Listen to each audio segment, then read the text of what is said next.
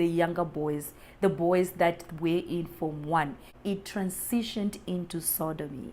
When he was accused of the whole sodomy situation, when the whole situation was being investigated, he was only sent home for 2 weeks. And after these 2 weeks were up, he returned to school. The school actually did not find any evidence or any proof to support the allegations. They just called him back to school so that he can proceed with his other school years. Imagine being that young boy. That would have been very traumatizing for him, because I can imagine that Philip probably also continued bullying him, and now more than ever because of the fact that he reported him, so he probably had that ill feelings towards him. And after year 4, Philip was done with school. He got his certificate, and he got something which is equivalent to a C minus. I wish I could say that Philip's school years were smooth sailing, and then he ended up finishing school without any problems. But no. You see, Philip, when he was still in school, there were actually rumors, especially those years before he finished school. There were actually rumors that he was involved in a cult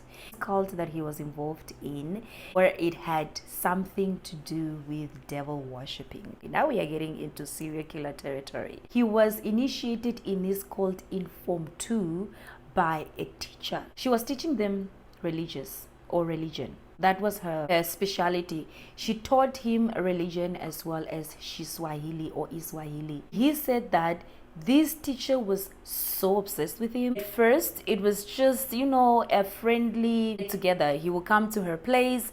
They will have a few drinks. They will have a few snacks. They will, just hang out like two friends and stuff like that. And as days got by, as months went by, and as years went by, things actually got darker and darker.